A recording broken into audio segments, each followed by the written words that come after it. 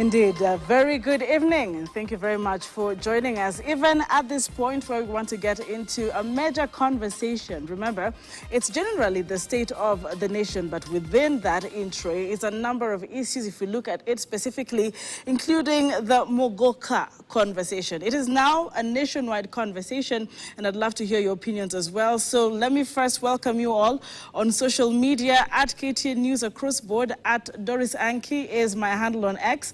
To give me your opinion, your question on this particular matter. The one man, one vote, 1 shilling, some going further to say 1 kilometer. And as far as revenue allocation and division is concerned, do you feel a Kenyan enough in your right as enshrined in the Constitution in as far as that debate is concerned? I am honored to be joined this very evening by Abdi Rashid Hussein, who is an independent consultant and former COE commissioner, also former GMVB board member. It's very good to have you on the show. Do you have some Muguka we can share as we discuss here? That would be a general question. I'm not sure, because having looked at your history, you went to Meru School, you interacted with Muguka, you partook of it. How is, looking back, even at this conversation right now, how is it coming to you to this point? Welcome to KTN. Thank you. The issue of Muguka and Mira is really it's a sad story, because this is not, it's a cash crop, yes, for those communities that grow it, but it is very detrimental to the health, the economy of the communities or counties that consume it. For example, where I come from, Garissa, and the larger northern Kenya, people have been consuming it for generations.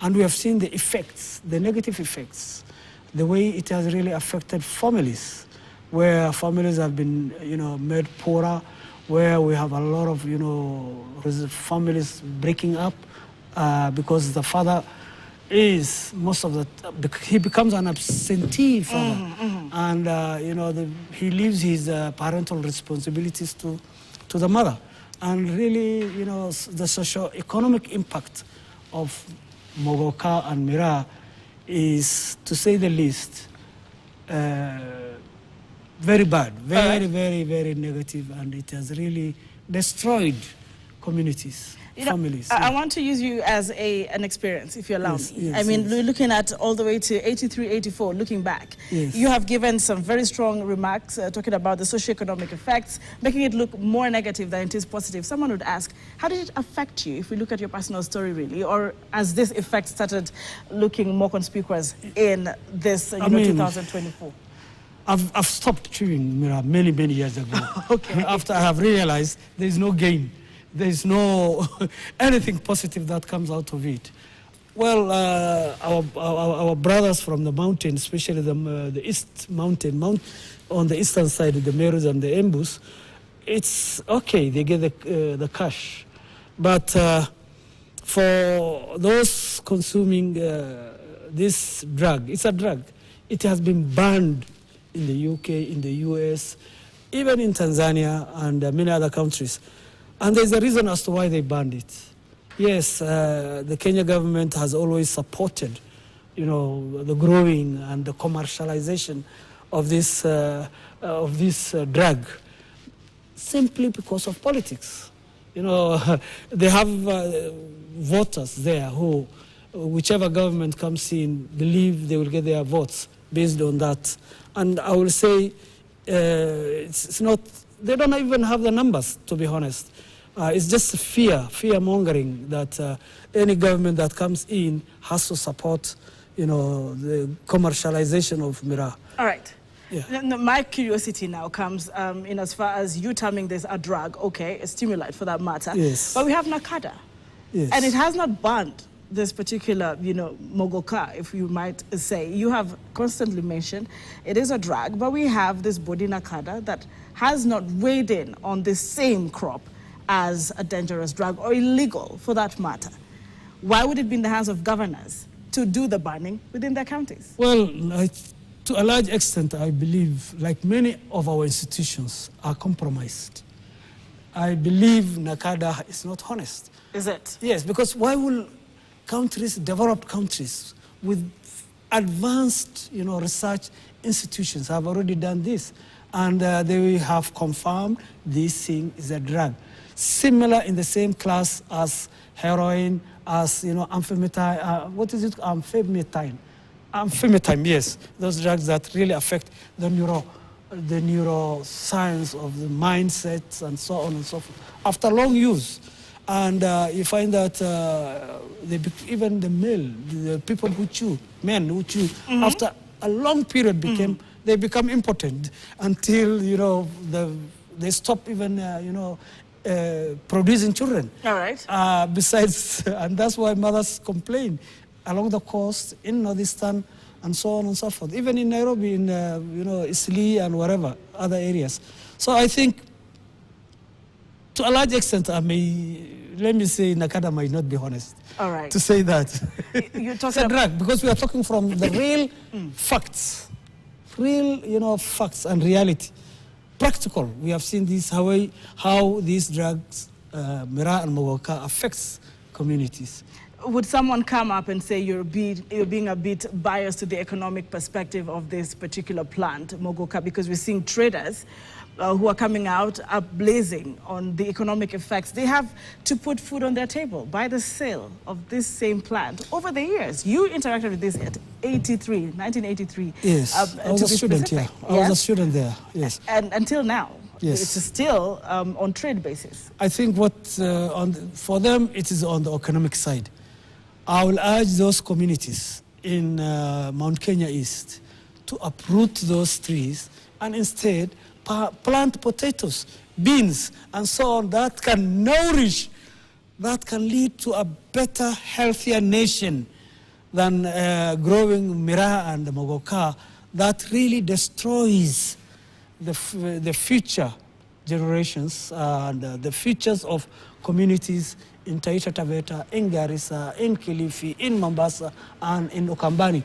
Our youth have really been, affected by this Mira and Muguka. And I really wish, sense prevails in those communities so that they can switch to other cash crops. They can switch to, why do they have to uproot their coffee and tea plantation and plant Muguka and Mira? It's because it's a ready cash. It's a ready, what do you call it? A ready cash. Unlike coffee and tea that have to go through various, boards. For example, tea, it goes through KTDA and they have to wait for some certain period. Coffee, it has to go through Coffee Board of Kenya and so on and so forth. But Muguka and Mira, instant cash. And that has really, changed the lifestyle of communities that consume this drug. Commissioner, allow me to, of course, now weigh in deeper as far as the constitutionality and legality of this is concerned. I mean, watching from back at home, a Kenyan would ask, would you rather regulate it than fully ban it? Or do you think Kenya has made efforts enough to regulate Muguka? We know we are working on stabilizing the economy of this country. We're trying to create more jobs than take from Kenyans. So would you rather regulate Muguka than fully ban it as a country? Well, whether regulation is not enough, because regulating means allowing it to a certain extent. All right, yes. So I'm on the opinion that it should be banned completely, so that those communities that are growing can switch to other cash crops that are healthier, that bring cash, that can, build the nation, instead of growing Muguka and Mira that destroys, that kills, that is just, and then the worst part of it is they use chemicals, sprays, DDT, and so on and so forth. That really kills and affects the health of our people. It's not fair. It's not fair. Speaking on spraying, I mean, who would do plantation and not actually spray on them insecticides that are unnecessary? Yeah. When you say that, I mean, that means it goes across all plantations, therefore. There are certain plantations like Sukuma Wiki that have also been, farmers have been cautioned against spraying anything that will poison us. I think that applies to the plant as well. But skills. Yes. Miraa is already a drug. And then you add another chemical on top of it. What happens? So it's risky. It's more of a, danger to society. As I said, I went to school in Meru. Yes. And these trees were all over. And we were young, yes. But the fact is, you have to outgrow this thing. And I will urge, actually, the government, our government, to really ban the sale of Muguka and Miraa in the interests of, communities that have been destroyed, whose children are today have no future. The youth have been destroyed. What alcoholism is in central Kenya is Muguka and Miraa in the coast and northeastern. Alcoholism is destroying central Kenya, Mount Kenya. Muguka and Miraa is destroying coast and northeastern, and Ukambani to a certain extent. Okay. Yes. But the Deputy President has been on top of things in as far as alcoholism is concerned. Has he fully banned alcohol? Well, he has really done a lot of advocacy work. Not banned it? Not banned it. But, alcohol is not like Miraa. It goes through regulations and so on and so forth. Miraa, from the grower direct to the market. And you don't know who has sprayed it, how many hands have, in the process that it reaches to the consumer, how many hands has it passed through? All right. Clean and hygienic hands. And then the consumer just consumes it, eats it, and then they become high. No sleep. Eventually, you find they become very hallucinating, impotent, useless to the country and the economy of this country. So I urge, this thing is banned. Okay. I want to just welcome in a very key guest, but as I weigh in quickly, Senator Leader of the Majority, Senator Aaron Cheriot, has called out coastal governors for issuing executive orders banning the transportation, distribution and sale of Muguka. In a statement on Monday, 27th, 2024, the Kericho senator insisted the governors have no power to place an embargo on Muguka in their areas of jurisdiction. However, the able senator advised and opined that the ban can only become law if it is implemented through the legislative route. And we have a legislator with us here this evening. Barra North Member of Parliament, Honorable Geoffrey Ruku, welcome to the program. In fact, someone would joke and say, now that it's grown there and it's pretty much business in, Meru, have you brought any for us this evening for us? Where's the Muguka? Thank you, Doris. Welcome. Muguka is our cash crop that we grow Muguka, and we have been growing Muguka from ages. From many years back, it is our cultural crop, which is protected under the Constitution of Kenya, Article 11 of our Constitution, Article 11.3c. If you read it very clearly, or 3b, if you read it very clearly, you see our cultural seeds, a genetic composition of different varieties of crop are protected under the Article 11 of our Constitution.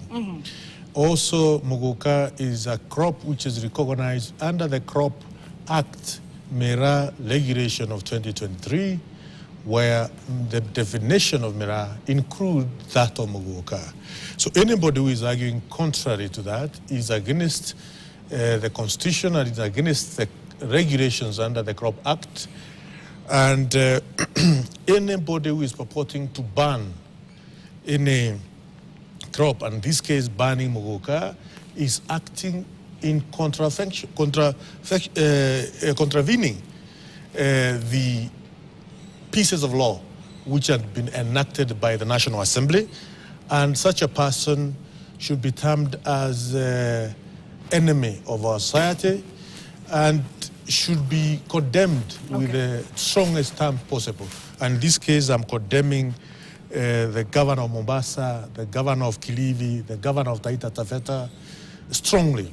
And I want to thank His Excellency the President for coming out this evening very strongly and saying whatever the governors in the coast region are doing is illegal, And indeed, the government has invested money in propagation of Muguka, marketing of Muguka, and in this year's budget, the President of the Republic has set aside 500 million for construction of Muguka, buying sheds, for construction of other dams so that we can get water to irrigate the Muguka farms, and for research. And we are going to move forward in construction of value addition process for Muguka. And therefore, let the governors in the coast region sort the problem of added drugs. They are not supposed to disguise the problem of added drugs in the name of Muguka. They are the ones selling hard drugs to their youth, to their population. And the drug barons in this country are known. And all of them, most of them, over 80%, from the coast region. I want to come back to that because, of course, we had the governor with us in our sister station this morning. But the Constitution, I'm believing I'm referring to your article that you referred to 11, just to be clear. Yes. If we're reading from the same Constitution, speaks on culture.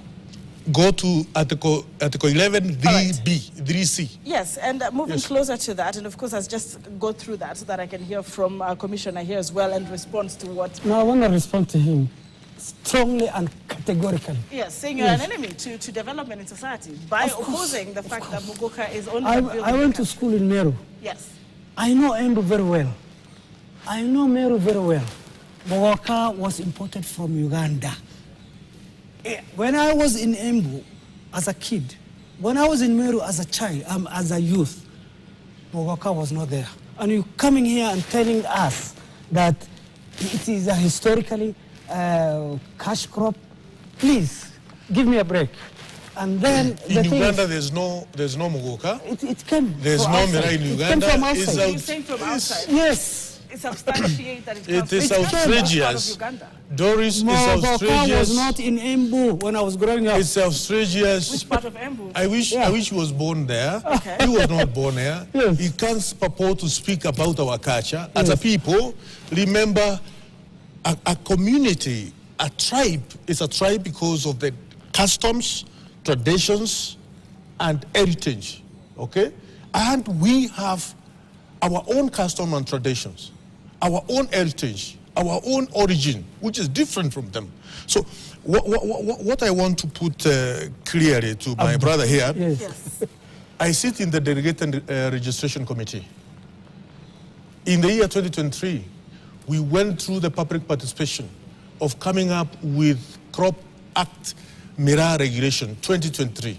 And in that act, in that regulation, the definition of Muguka is clearly stipulated. And if you give me time, I can read it. Because I can read it. the viewer is confused on the difference between the Muguka and Mira at this point. So No, I can tell you. No. Let me educate him because... No, I know. Listen, brother, Mheshimiwa, Mira is grown in Meru. It is, on trees. This one has no stems, the Muguka.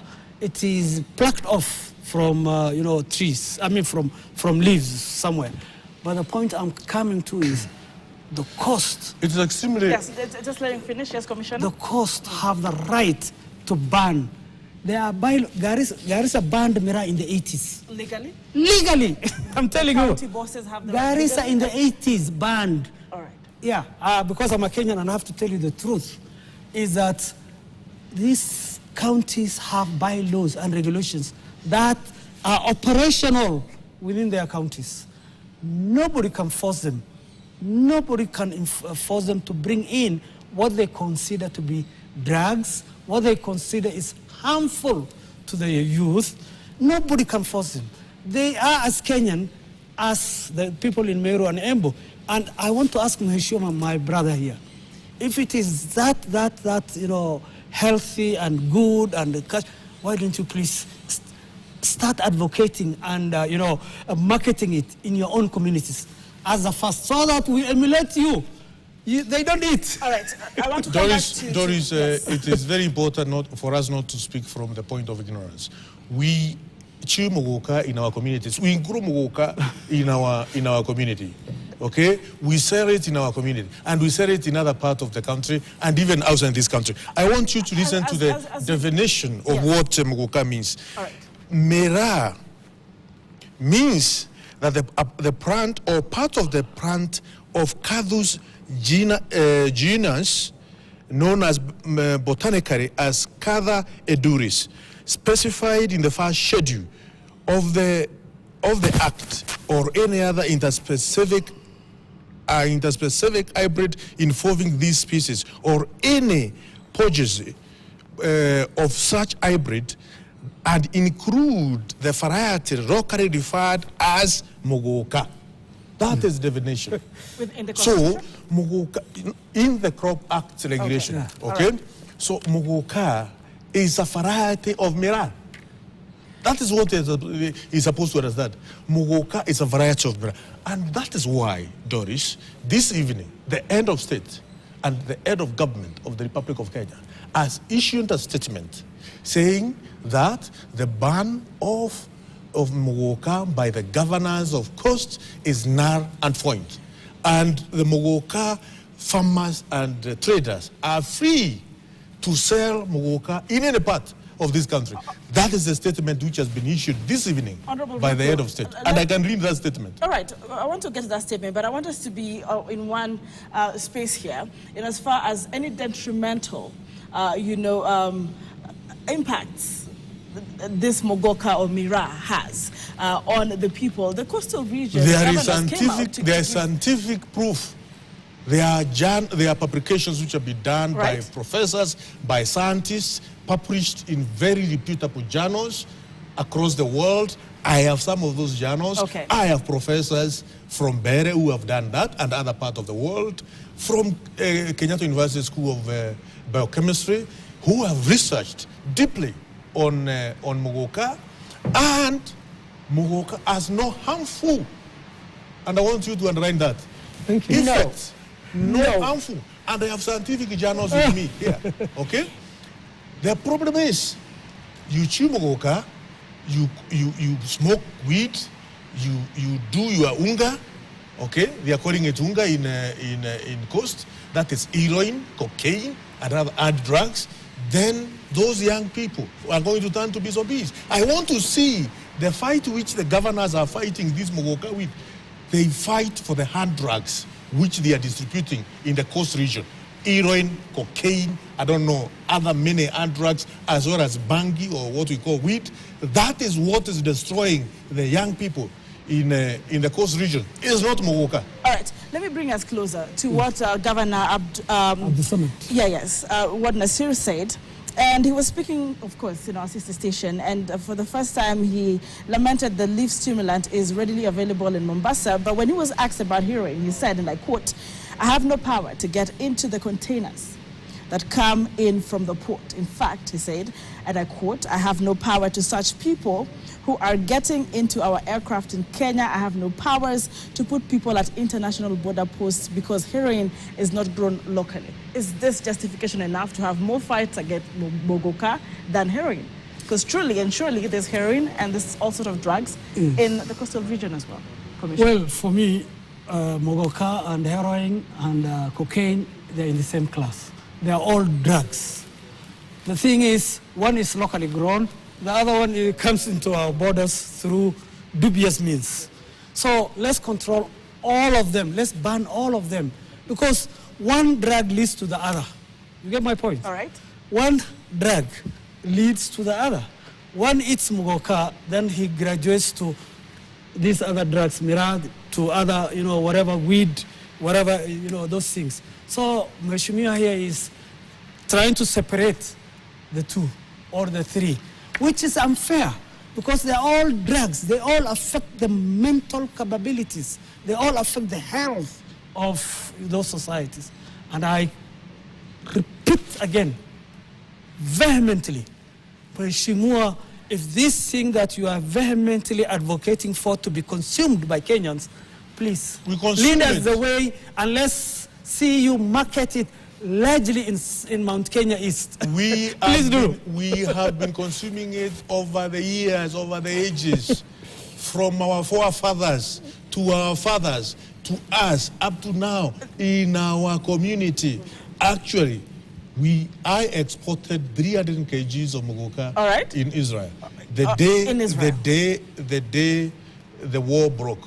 Were it not for the war that broke in Israel in last year, today I would have exported tons and tons of Muguka in Israel. So what is this commissioner is trying to say? Listen to the Hands of State statement this evening, and you can ask your guys, your back office guys, to get this statement. Okay. So that you can show it to the Kenyans what the president is saying this evening. Please share to that. That Agriculture and Livestock Cabinet Secretary Medika Richuri, who was in the meeting, informed the meeting that Muguka is a variety of miraa and is scheduled crop in accordance with the Crops Act 2013 and the Miraa Regulation 2023. And he has moved on even to allocate further 500 million for the year 2024-2025 to address the concern of all the parties and the stakeholders. The Ministry of Agriculture and Livestock is directed to convene consultative forum to address concerns raised and agree on implementation. Listen, on implementation of Miraa Muguka Regulations 2023.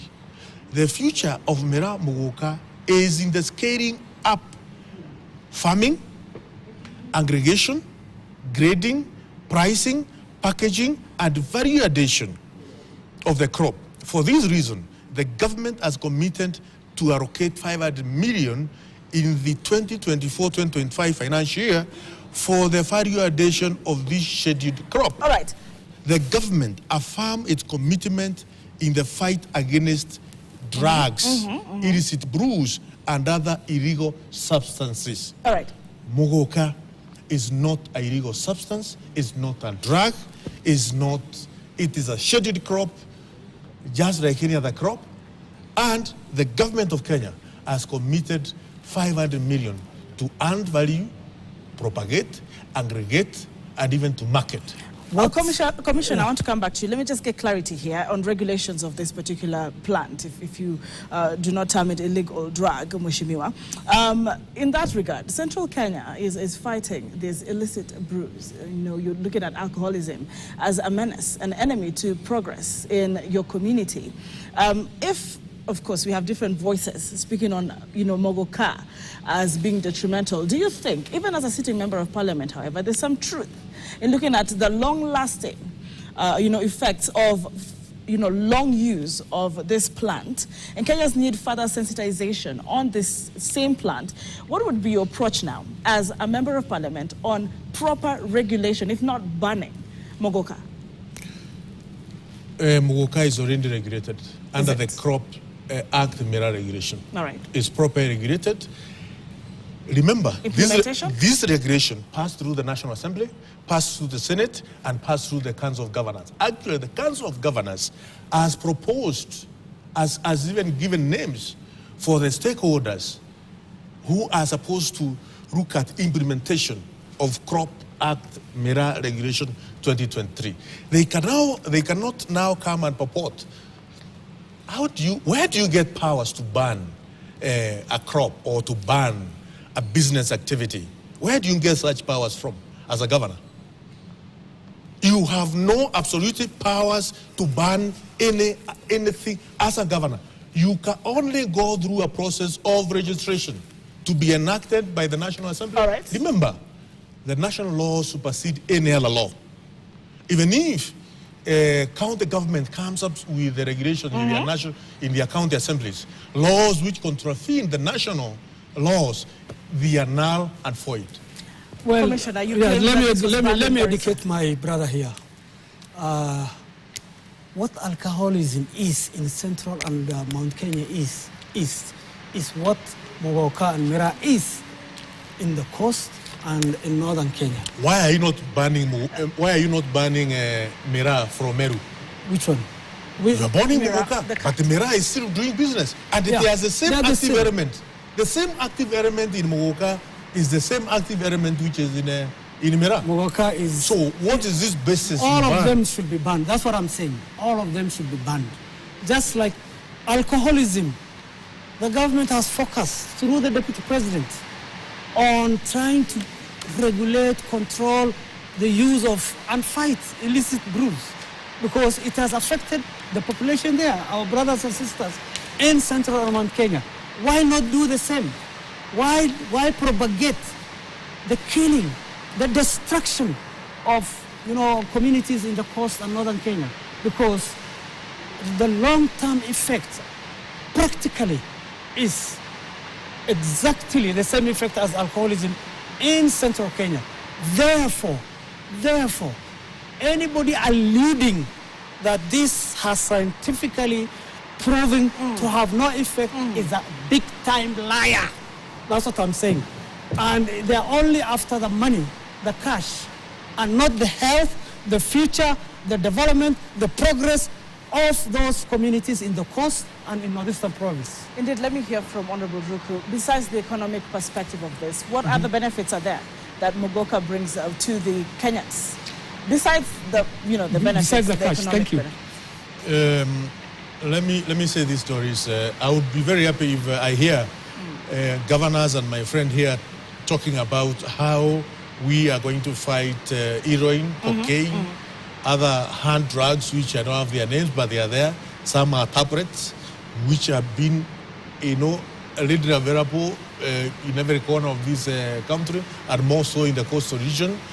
Why our readers are being used by drug barons to construct policies which are going to ensure they promote their businesses.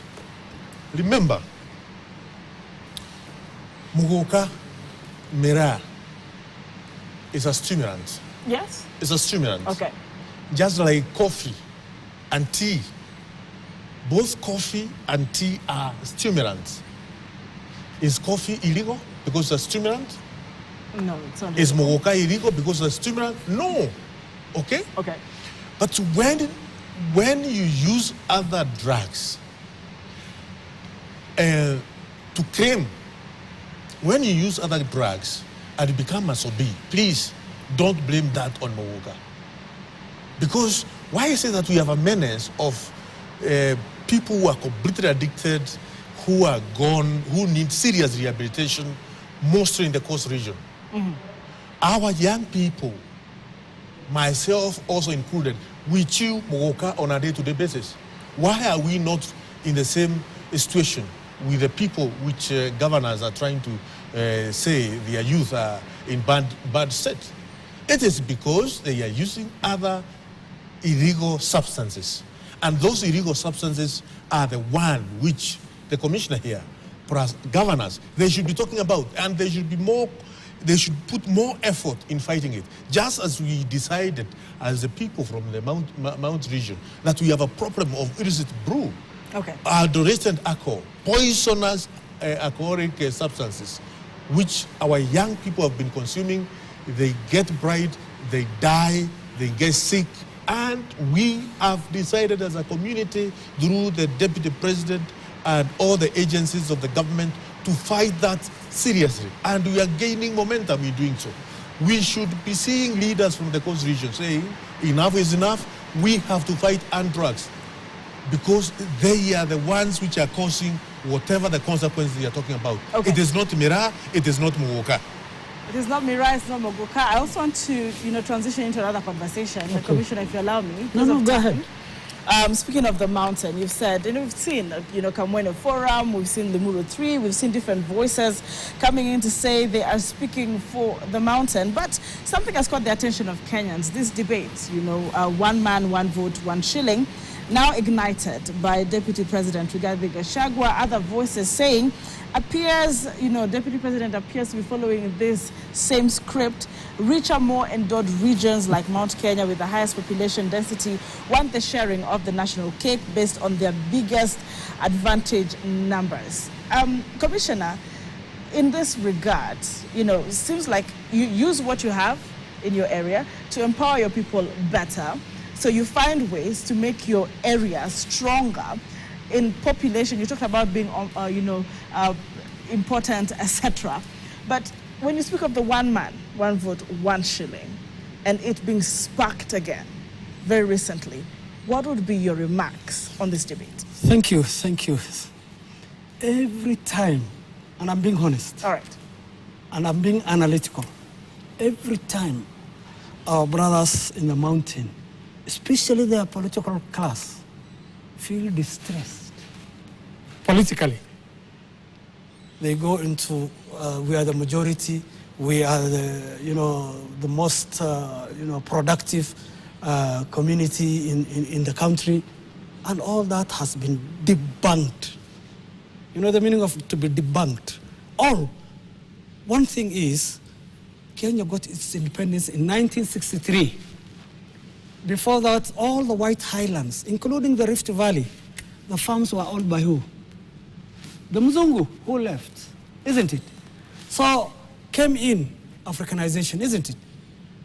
In order for those Mzungus who are departing to be compensated for their farms, what did the British government do? They gave us loans, isn't it?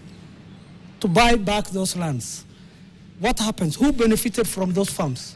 Tell me, and be honest. And I want to ask Mheshimiwa, we Wariahes and the coastal people did not, and Okambani did not benefit from those loans that were used to buy back those farms. That's what. And then tell me, just a second. Okay. And consequently after that, all international development loans were used to develop Mount Kenya exclusively. And then what happens? In the repayment of those loans, my father paid back through taxes those loans. You know what? We never benefited it until the Constitution 2010 came about. That's when, it came with devolution, it came with, what do you call that, equalization fund, and so on. Because this has been a historical injustice going on for so long. Historical injustice, where, through, and let me educate you, and him also, Mheshimiwa here. Okay. Whoever controls the levers of power, controls the narrative. Pure. And the population census narrative is no different from that we are the majority, we are this and that, we have to, force the consumption of Miraa and Muguka on other Kenyans. Come on. We are all Kenyans. No one is a guest here, honestly. None. Thank you. Honorable Ruku, let's speak on this one man, one vote, one shilling, saying, you're being hypercritical in the mountains. Speaking of every time you feel a bit of pressure politically, you run to that scapegoat, according to him, in as far as resources. Now we're hearing, the mountain is seemingly being betrayed by the administration in power. Let me say this. There's no way the mountain is being betrayed. Okay. But Kenya Kwanza administration, everything is going on well. We have a president who is very pragmatic, who is very consultative, solving any issue in a round table. Just like this evening, we were with him in the State House from late afternoon to a few minutes ago, and is there to listen and to offer solutions to different issues raised by readers and by the people. So as far as there are different narratives which people may want to come up with, but the President of the Republic is above board. He's beyond tribal considerations. He's looking at Kenya as a bigger picture, not only Kenya, but also Africa. We witnessed what happened last week in the United States of America, something which has never happened with any other end of state from Africa. Oh, what exactly did we witness?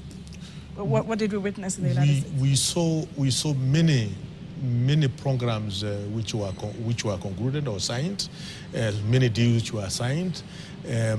Kenya becoming an unnatural ally. Ally, is that a positive thing? It's a serious positive indications, because we as a nation, we are going to enjoy different military equipment, different military training, our cooperations of security training, whether it's police or military. That is huge for any sub-Saharan Africa country.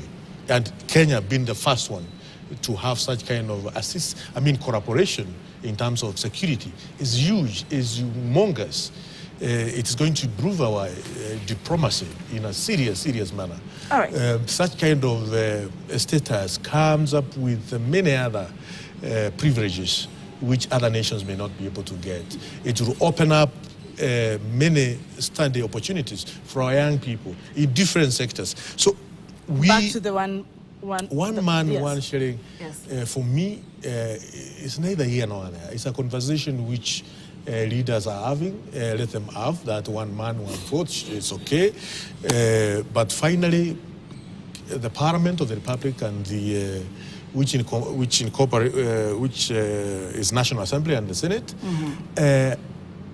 is responsible for allocation of the resources across the nation. Instead of us having this narrative of one man, one sharing, at the moment, we should be busy asking ourselves, when are we going to reconstitute IEBC?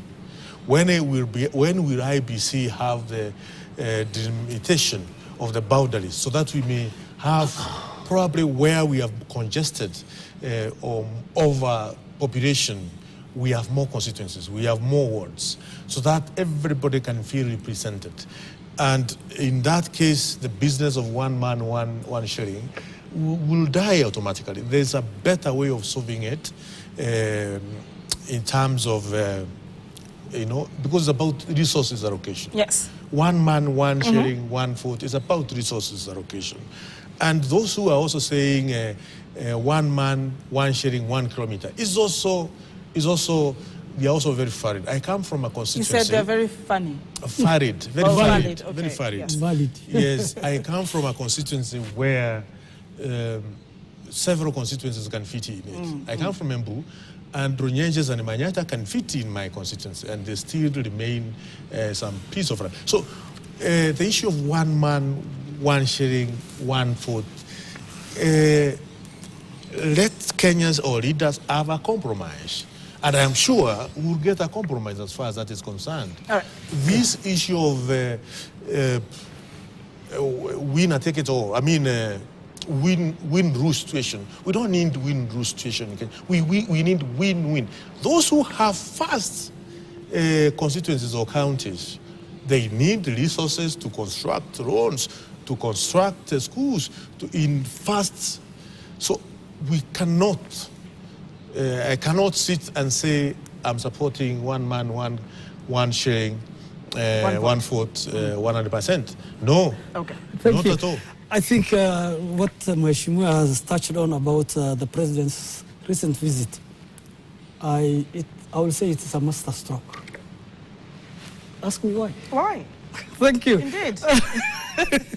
The thing is, Kenya is the 4th country in Africa and the first in sub-Saharan Africa to be accorded this. Why? Because historically, that position that the most favored nation belonged to Ethiopia. Ethiopia was the watchman in the region. Right now, that role, Kenya will take it. And with it comes a lot of goodies. Okay. I come from Garissa, and Wajir is the next county. And, hopefully, when these Americans come, they will come with things like they will need translators, they will need clerks, they will need, supplies, whether it is fuel, food. And Mheshimiwa, where he comes from, will be able to supply, vegetables. And no. I hope he doesn't export Muguka there. Don't give the Mugukas to the Americans, please. So the thing is, I really appreciate, because it will scale up our capacity to defend our boundary from Mandera to coasts, Malindi, and so on, and also training, capacity building for our military personnel, and then also the technology. STEM is a very important thing. AI. Okay. That's where we will really be on the cutting edge, because definitely there will be a lot of transfer technology. Commissioner, do you think our 1,000 officers being deployed to Haiti is one of those goodies, good things that you are so, applauding here tonight? Well, it's not something new to Kenyans to participate in peacekeeping missions all over the world. Haiti is a different case, Commissioner. Well, the thing is, Haiti is a failed state, and already there are other countries that are also participating in that mission. Okay. And for example, I went to Namibia in 1990 when our forces were there, All right. 1991, and they did an amazing job, where even our current MP for Kamukunji was the director of Namibia Broadcasting Corporation. So in such a situation, Kenyans will get opportunities. Haiti is a small island, the size of what? Central Province? Or even, you know, a little bit of Embu and Meru added together. So the thing is, 1,000 plus other countries participating in that mission will be a success. It will bring back normalcy. I know there are Kenyans out there saying that no, let's not let's not send our kids, our police officers there. They will be fathers and brothers, mothers. and you know, they will be massacred by those gangsters. Well, even our boys are not. They're also tough cookies. They will not take any nonsense from those gangsters. Right. So I support His Excellency in that mission, as well as in his successful trip. Kenyans have also argued about the high cost of the 1.5 million, you know, 200 million. I say, look at the cost benefits. Cost benefits. Yeah, go ahead. Honorable Ruku, because we're about to conclude this conversation, this mission to Haiti is still sparking a lot of reactions. And indeed, looking at the U.S. justifying why their forces were withdrawn, Joe Biden spoke to Kenyans right on that particular. But Kenyans, and a section of Kenyans are not really convinced on this mission still. There was a bit of delay on it as well. Why the back and forth? Kenya has developed capabilities over the years in securing nations which are in turmoil. Kenya and about 47 missions out there to keep peace, from Yugoslavia to Namibia to Sierra Leone to many other countries, to Somalia, to DRC, to South Sudan, and no country where Kenya has been and it came back home, you know, saying that they have failed, the mission failed. None. Though we've had soldiers die on duty. Yeah. Sometimes quite a number. Yes, but that's not failing. Okay. That's not failing. There's no mission which the country has failed in the past. And any mandate that has been given by the UN to Kenya to go and keep peace, to go and restore law and order, Kenya has achieved. And going by that, it will be a success as far as the Haiti mission is concerned. Remember, there will be other many capabilities or capacity in terms of support from other nations. Okay. It's not only Kenya alone, but it's only that Kenya is the leading nation in that mission, and it's a very serious show of confidence, you know, vote of confidence, to be given that responsibility by the United Nations Security Council. And because of that, it's also supporting the mission, is supporting support from American government in terms of executing the mandate. So I think we will run a lot as far as this mission is concerned from our security forces, and they will come back with also more capacity to do similar laws in other countries. So I think we should support the president and the policemen who are going to for that mission in Haiti. Let's give them our total support. They need it now. As a nation, we should rally behind that mission, because at the end of the day, the glory, the honor, and reputation, the respect will be bestowed upon us Kenyans. So I think it is us to support. It's our responsibility to support that. And right. Anything which is required as a members of parliament, whether it is legal or whatever it is, we are ready to support. All right. I want us to take a very quick closing remarks. There's a number of things that are happening in the nation. Usually time is very short, gentlemen. Yeah. But your closing remarks, Commissioner Abdi Rashid Hussein, in regards to the state of the nation, we have a lot of things looking at us, even up to this evening. In fact, Kenyans want to be sure that the ruling party is intact. But what would be your closing remarks to this state of the nation discussion? Well, I'll say that there's hope. Unlike before the president's trip to the U.S., right now there's a lot of hope in the sense that we're expecting a turnaround. Despite the high taxation, what we have is a future, a bright future, where things will, the economy will stabilize, where we'll have a lot of, cash inflows from outside, whether it is the US, whether it's the EU. And of course, we'll be able to, KK will still be in power. And because right now, what His Excellency the President is doing is he's winning a lot of hearts and souls by his, current policies. Is he? Despite the rising of the taxes and so on. Listen, how much money will come in if this deal goes through in the US? And it's going to. I'm looking at a headline here: abandoned hustlers. Well, there is one thing. This thing will stabilize. They will come. Okay. So they will come. Rome was not built in a day. Okay. Isn't it? Washington D.C. was not built in a day. It was the capital of US from when? Many years ago. So the thing is, it's only. It's just 2 years.